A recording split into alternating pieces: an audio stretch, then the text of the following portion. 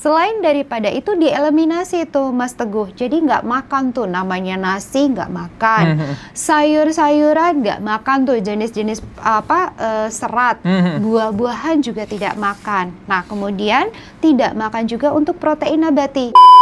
Khususnya dia agak sulit untuk diet yang harus makan karbonya, itu dokter pernah nggak melakukan itu? Ini jadi ini ya. Kalau untuk merekomendasikan sejujurnya saya tidak pernah. Oh, nggak pernah? Gitu ya, karena memang ternyata saya bilang bukan efek samping ya, tetapi efek jangka panjang yang memang bisa timbul dari para si diet karnivor ini. Yang pertama, kolesterol itu bisa naik. Waduh, ya.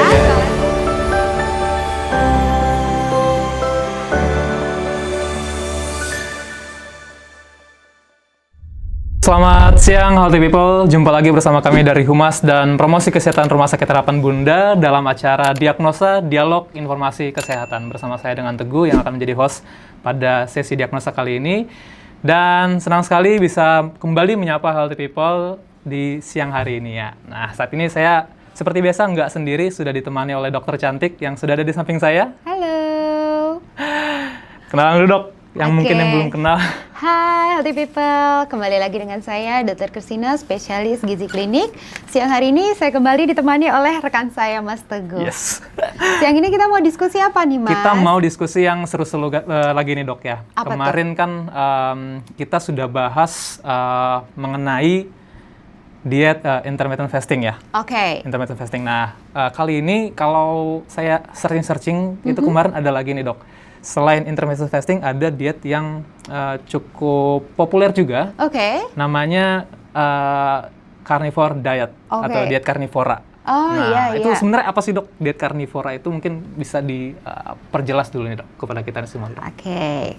Jadi kita langsung aja ya, supaya mempersingkat waktu. Yes, silakan dok. Jadi banyak banget ya memang ya sekarang ini ya Healthy People ya. Kita lihat di Instagram, kita lihat di TikTok. Pokoknya semua sosial media kita tuh banyak banget yang menginformasikan bahwa salah satu yang bisa menolong untuk kesehatan kita adalah diet karnivor. Nah, sebenarnya apa sih diet karnivor itu? Baik, untuk diet karnivor sendiri adalah pola makan yang hanya mengkonsumsi protein hewani saja. Protein hewani saja? Ya, jadi misalnya kalau protein hewani kita tahu kan ada daging, ada ayam, ada telur. Nah, selain daripada itu dieliminasi tuh Mas Teguh. Jadi nggak makan tuh namanya nasi nggak makan, sayur-sayuran nggak makan tuh jenis-jenis serat, buah-buahan juga tidak makan. Nah, kemudian tidak makan juga untuk protein nabati. Jadi kayak kacang-kacangan, tahu tempe itu nggak dimakan tuh sobat people semua tuh. Oke. Nah berarti itu kalau kayak gitu nutrisinya di mana tuh dok kalau kayak gitu? Nah ini pusing juga ya. Kayak nyiksa nggak sih jatuhnya? Tapi sesuatu yang kayak gini hype ya, karena kayak orang kan pengen tahu terus pengen coba ya kan. Makin aneh kayaknya makin banyak orang pengen coba gitu ya. Semakin kita aneh semakin banyak followernya. Dan ternyata untuk diet karnivor ini banyak banget peminatnya. Karena pertama gampang.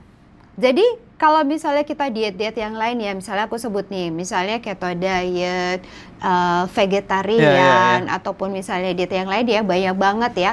Itu kan harus ada aturannya tuh, misalnya dengan karbohidratnya berapa, atau misalnya pada vegan atau vegetarian tidak mengkonsumsi seperti tidak mengkonsumsi seperti protein-protein, hanya mengkonsumsi yang sayuran-sayuran, atau ada yang keterbatasan dengan protein nabati. Nah, itu kan banyak banget aturannya. Kalau diet karnivor itu nggak ada aturannya. Simple ya? Pokoknya yang penting makan protein hewani. Saja. Wah. Jadi orang pasti lebih suka dong, misalnya disuruh diet makan yang rebus-rebusan dibanding makan misalnya telur sama semur daging, lebih suka mana? Telur semur daging.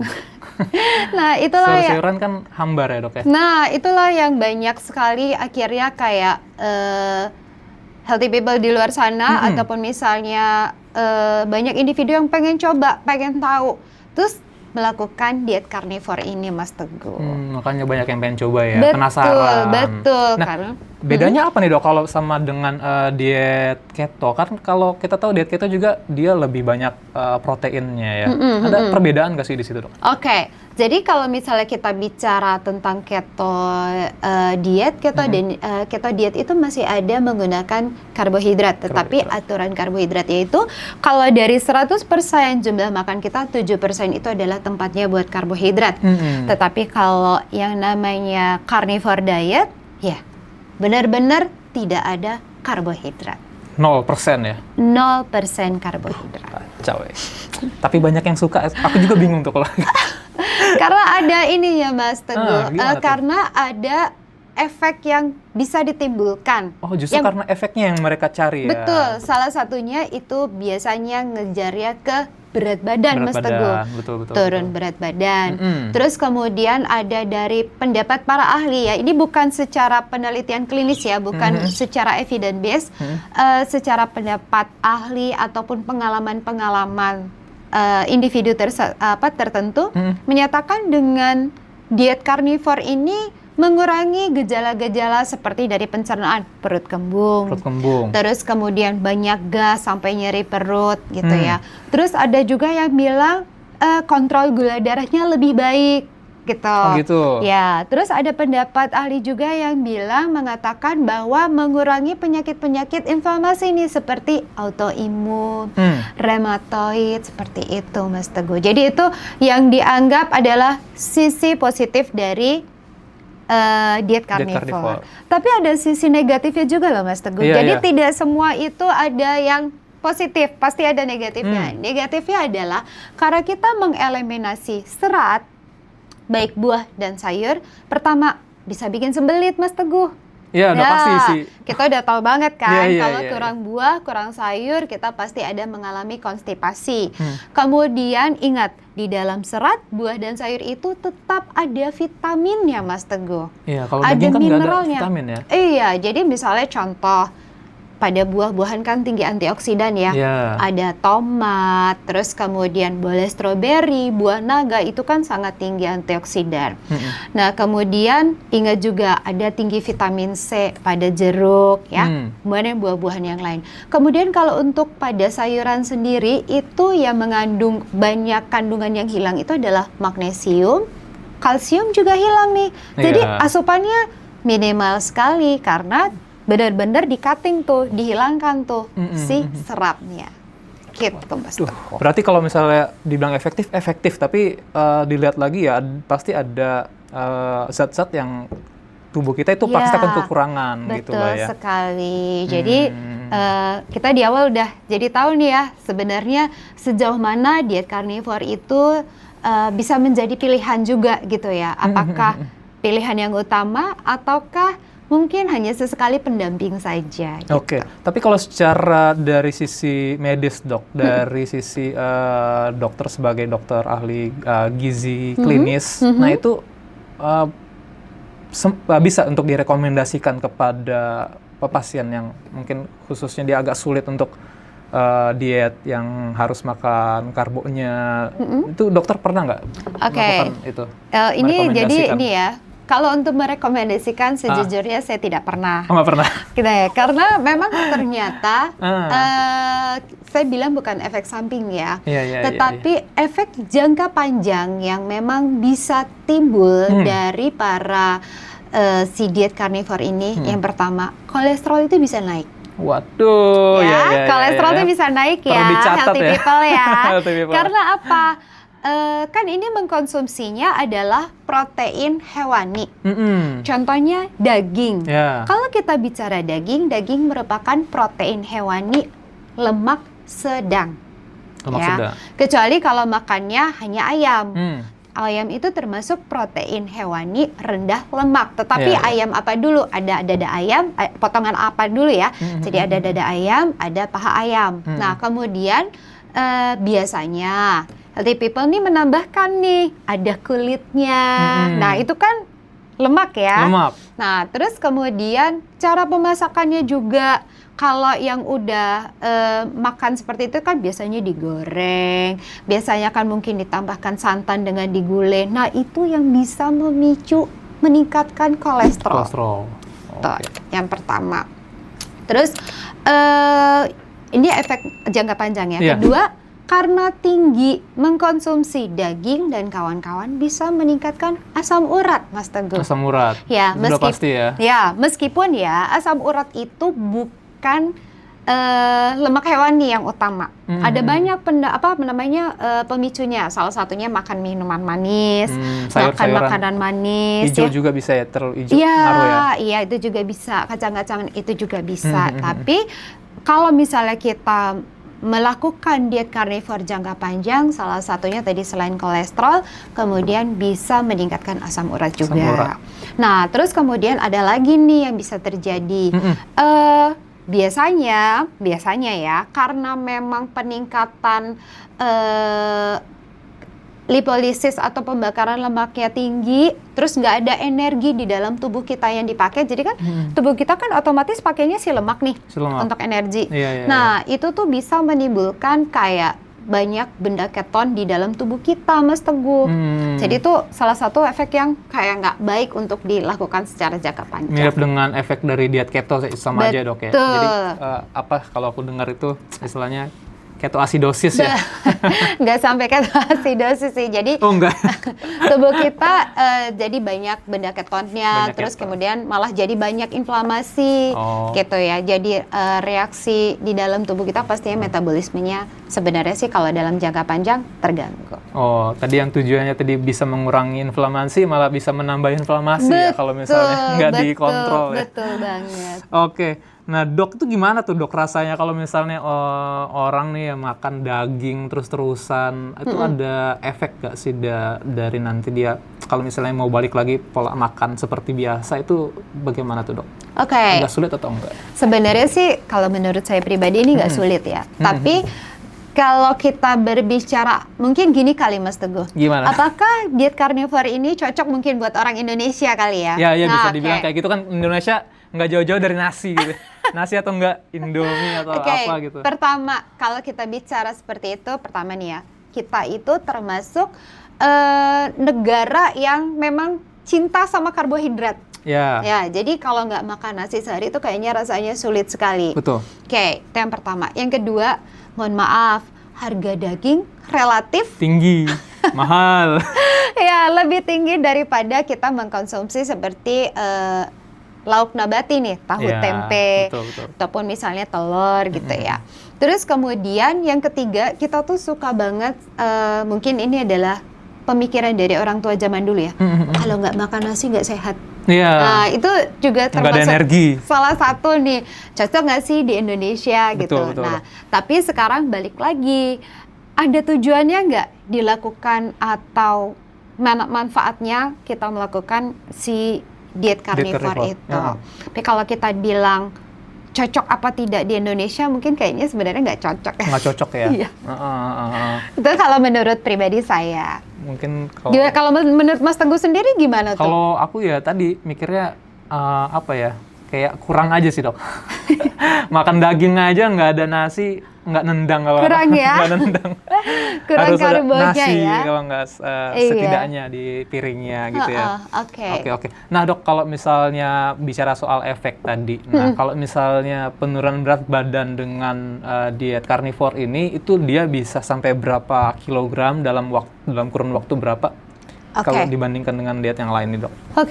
Jadi sebenarnya gini, untuk diet karnivor itu kenapa sih bisa menurunkan berat badan? Pasti itu kan pertanyaan ya, kepada kan makan daging banyak nih gitu. Pertama, diet karnivor itu sangat rendah karbohidrat. Berarti karbohidrat itu 0. Nah, di saat kita mengurangi sumber karbohidrat, maka kita akan menggunakan cadangan lemak sebagai sumber energi. Ya, kan kita memasukkan lemak, jadi itulah yang langsung dibongkar. Kalaupun ada cadangan lemak yang kita punya, itu juga dibongkar untuk menjadi sumber energi. Nah, itu tadi satu. Jadi si lemak ini sendiri nih, dia nggak punya teman-teman, dia nggak punya teman karbohidrat untuk sebagai sumber energi. Jadi dia sumber utama.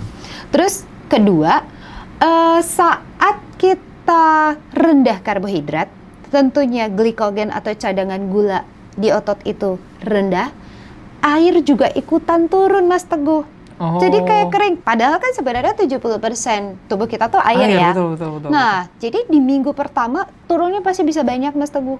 Misalnya minimal ya, kalau aku pernah baca itu 2 kilogram, bahkan sampai ada yang sampai 5 kilogram. Wow. Ya, jadi itu hati-hati. Semakin cepat turun, semakin cepat juga nanti pada saat dia udah stop nih, kayak misalnya balik ke lifestyle yang lama, dia akan naiknya banyak juga. Karena bisa aja kan yang turun kan cuman air ya, gitu. Cepat naik, cepat turun, cepat juga naik. Betul. Tapi memang kalau kita bicara secara konsistensi, untuk diet karnivor ini lebih tahan lama, lebih tahan banting. Dibanding dia ininya kembali lagi. Iya, bukan, lebih lama untuk bisa diikuti sama individu tersebut yang melakukan. Misalnya contohnya mau intermittent fasting. Pilihannya intermittent fasting atau carnivore diet. Kalau intermittent fasting itu kan ada jam makan, ada jendela makan.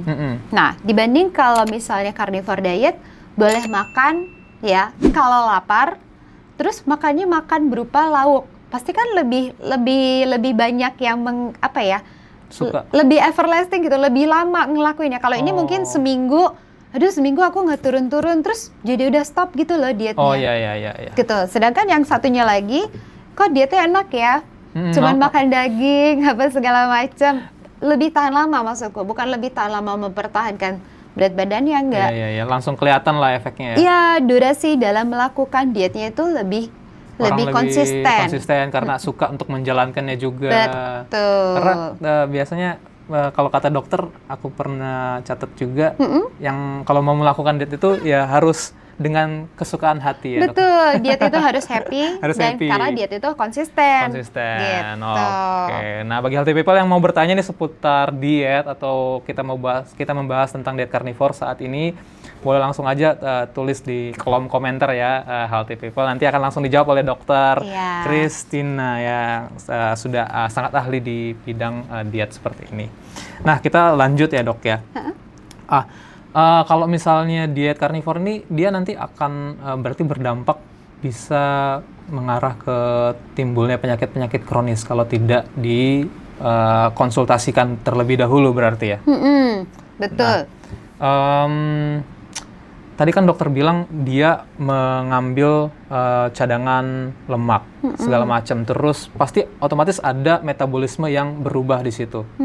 Nah, penyakit apa yang bisa timbul? Itu dia bisa merubah ini nggak sih dok, insulin atau apa gitu? Oke. Kalau kita bicara insulin, sebenarnya tidak ada perubahan insulin. Nggak ada perubahan. Karena insulin sendiri itu bekerja kalau ada karbohidrat alias glukosa.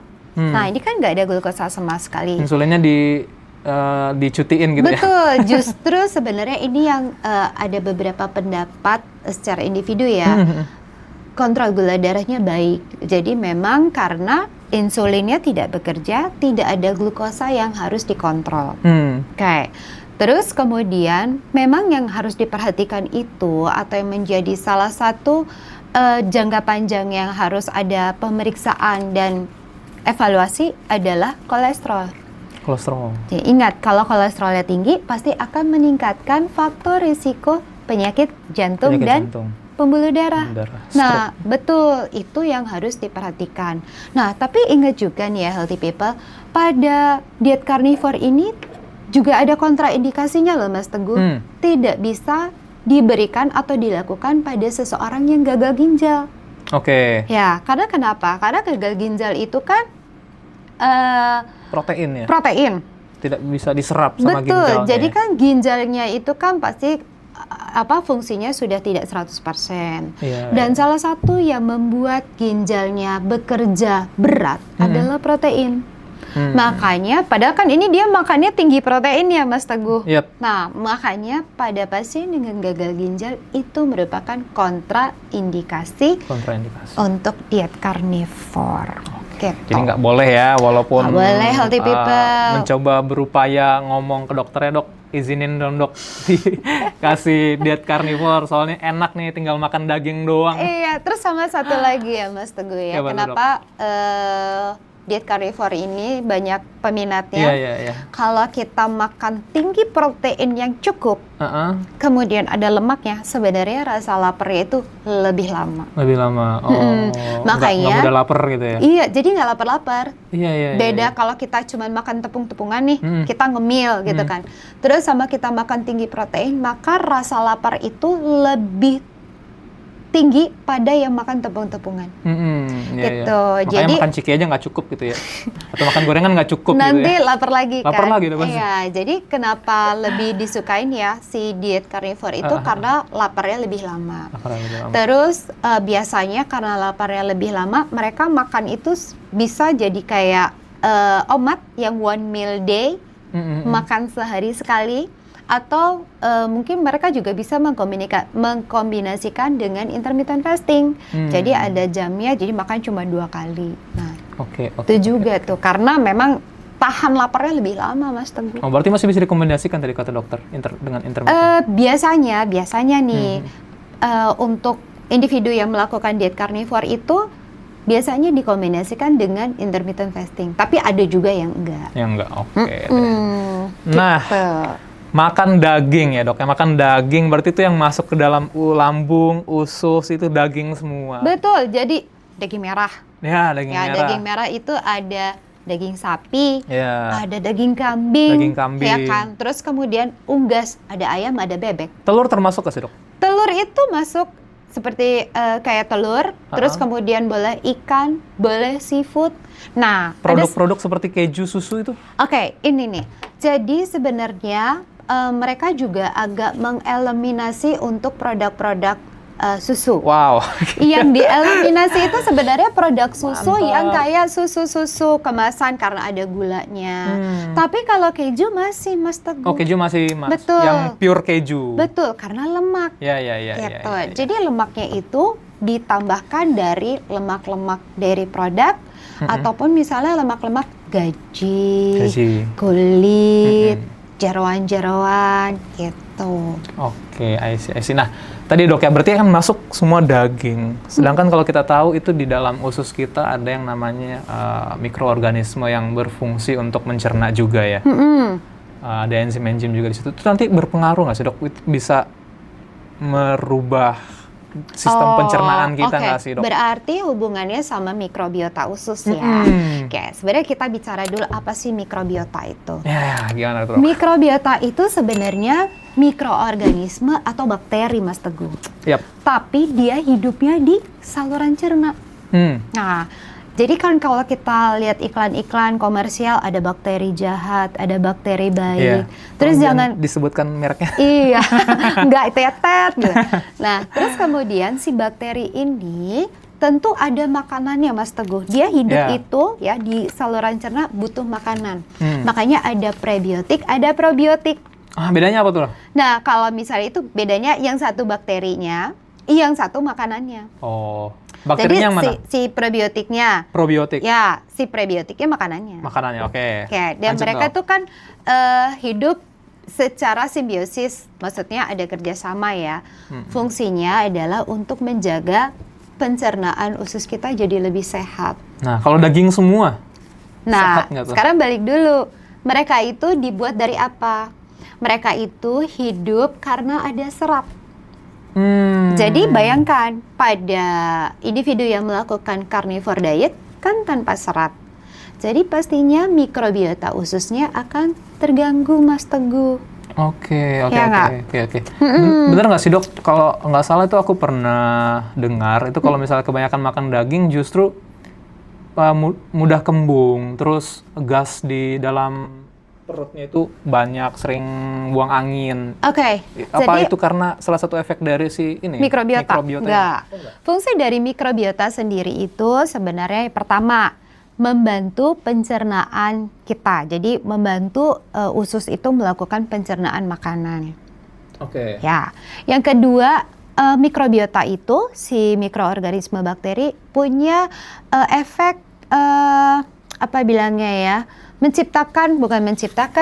memproduksi vitamin, vitamin B12 dan vitamin K. Oke. Terus kemudian menjaga kekebalan tubuh kita, imunitas. Jadi dia tuh menjaga permukaan usus supaya nggak rusak. Kalau usus itu kan isinya penyerapan semua ya, penyerapan nutrisi. Kalau dia permukaannya rusak, permukaannya tuh kayak ibaratnya ada kebocoran, akibatnya kan banyak sekali yang masuk ke dalam saluran cerna terus kemudian diedarkan ke seluruh tubuh.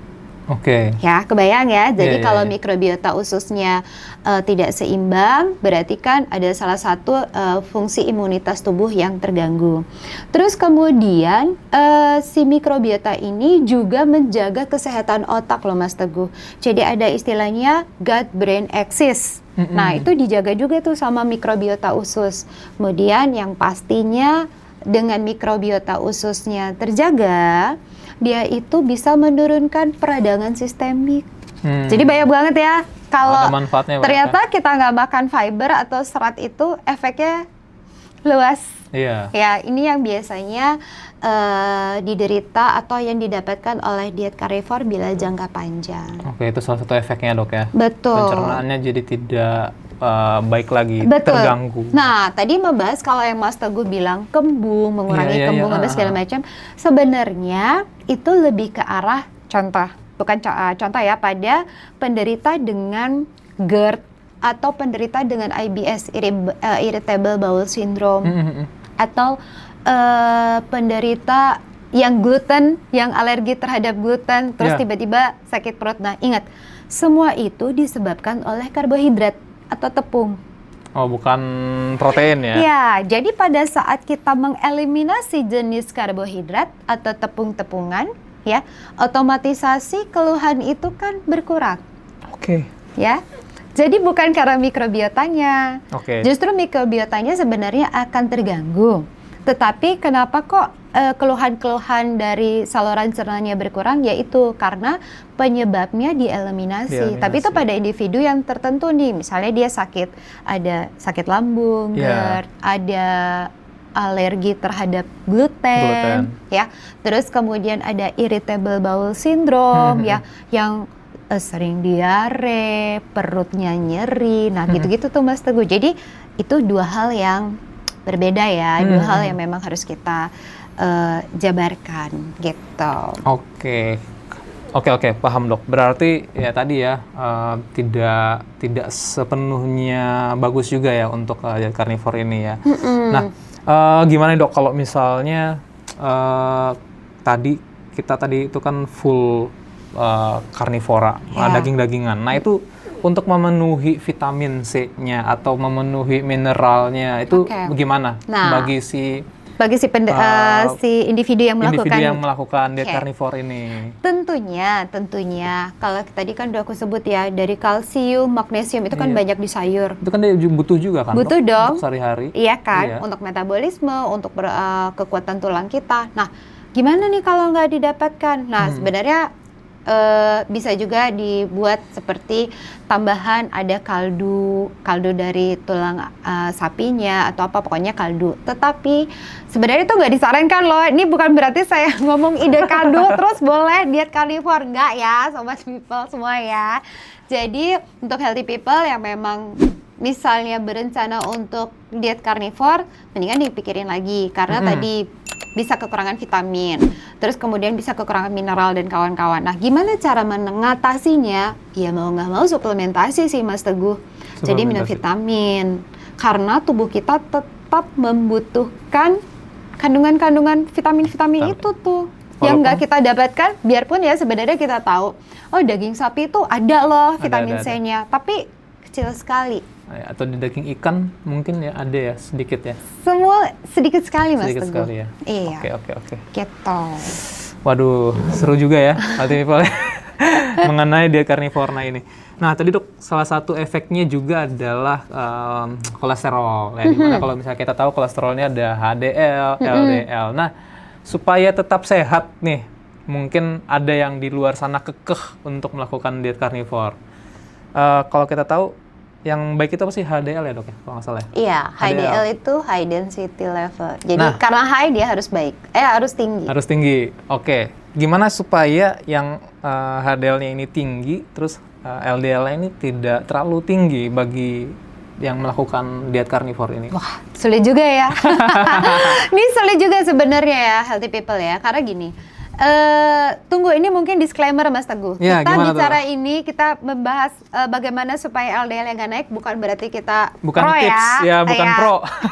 Justru kita supaya terbuka semuanya. Iya, jadi ini bukan kami mendukung atau apa ya. Yes. Jadi karena memang pada diet karnivor itu kolesterol pasti naik loh. Terutama LDL. Oh, sudah pasti ya? Sudah pasti. Berarti tidak karena ada dia jalan mengkonsumsi lain. tinggi lemak. Ya, tadi aku balik lagi ya. Yep. Daging termasuk lauk hewani yang lemak sedang. Yep. Belum lagi dikombinasikan dengan cara pemasakan. Oke. Ya, tadi misalnya kita makannya orak-arik pakai minyak. Atau misalnya daging yang berlemak nih, ada gajinya, atau misalnya jeroannya, ya. Terus kemudian ditambahkan lagi cara pemasakan nih. Pemasakannya kan nggak mungkin ya kalau dia karnivor terus tiba-tiba, maaf, ayam kukus. Kita kan mungkin nggak Mas Teguh? Jarang sih. Ayam atau kukus. makan dagingnya daging rebus. Nggak mungkin kan Mas Teguh? Nggak ada rasa sih. Oke, paling nggak kan berupa steak. Kita lah. tahu kalau steak kan ditambahin butter, ditambahin margarin. Nah, lemak-lemak trans tersebutlah yang bisa meningkatkan faktor risiko kolesterolnya bertambah. Gitu. Jadi memang tidak baik ya dok ya untuk diet karnivor ini ya. Lebih baik tadi kita kenal yang namanya diet gizi seimbang. Betul, diet gizi seimbang. Jadi memang tubuh kita itu sudah diciptakan nih sama Tuhan ya. Yes. Bahwa memang membutuhkan tidak hanya lemak, tidak hanya protein, tetapi tetap butuh karbohidrat. Betul. Oke dok, nah jadi healthy people ya kalau misalnya mau konsultasi seputar gizi atau mau bingung nih pilih gizinya seperti apa untuk dietnya atau pilih metode diet yang sesuai. Sebetulnya nggak usah ribet-ribet healthy people. Datang aja ke Rumah Sakit Harapan Bunda, ketemu dengan Dokter Christina, itu nanti akan langsung diukur ya dok ya, ditentukan diet mana yang sesuai dengan masing-masing individu. Karena berbeda ya dok ya. Satu individu A dengan individu B itu berbeda dietnya atau proses penurunan berat badannya. Betul. Jadi diet itu secara personalized. Jadi tidak bisa misalnya, si itu bagus loh dengan diet ini, si ini dengan ini. Iri-irian. Itu FOMO ya. Iya, FOMO. Itu tidak bisa disamaratakan. Dan ingat pada diet karnivor ini tidak disarankan pada anak-anak. Oke, berarti nggak boleh ya? Anak-anak nggak boleh. Terus kemudian pada orang tua. Tapi sebenarnya ini agak sedikit kontradiktif ya. Memang orang tua itu maksudnya usia lansia di atas 60 itu perlu protein tinggi.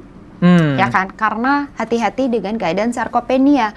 Sarkopenia itu massa ototnya kecil, ya. Sedangkan kita tahu si massa otot ini hanya bisa dipertahankan bila asupan proteinnya baik. Mencukupi lah ya. Tidak banyak ya. Betul. Tetapi kalau misalnya pada usia lansia itu kan sebenarnya dia butuh gizi seimbang ya. Tidak hanya protein saja nih. Dia tetap tadi butuh karbohidrat, butuh serat. Nah, jadi bukan salah satu indikasi pada lansia. Anak-anak juga pada saat anak-anak, apalagi periode pertumbuhan Mas Teguh, ya. Masa kita nggak benar-benar mengurangi kebutuhan vitamin dan mineral yang lain ya. Misalnya tadi contohnya kandungan kalsium ya, yang terdapat dalam susu, ataupun misalnya yang terdapat pada sayuran, atau biasanya kalau anak-anak kan juga kebutuhan zat besinya kan cukup lumayan ya. Pada sayuran misalnya bayam, nah itu nggak didapatkan nih, padahal kita tahu di daging merah juga ada gitu ya. Tapi kan segala sesuatunya alangkah lebih baik kalau mereka saling bekerja sama, lengkap, karbohidrat, protein, dan lemak. Gitu. Oke deh. Oke, nah healthy people, sayang sekali ini kita sudah ada di akhir acara. Kalau misalnya mau konsultasi lagi atau mau tanya-tanya lagi lebih lanjut mengenai diet ataupun diet karnivor ataupun metode-metode diet lainnya, saya sampaikan kembali langsung aja datang ke Rumah Sakit Harapan Bunda, ke klinik gizi kami, bertemu dengan Dokter Christina. Nanti itu healthy people akan bisa langsung berkonsultasi memilih metode diet yang tepat bagi healthy people ya. Nah, Dokter Christina praktek di Rumah Sakit Harapan Bunda setiap hari Selasa dan Kamis itu di jam 1 sampai dengan jam 3 sore.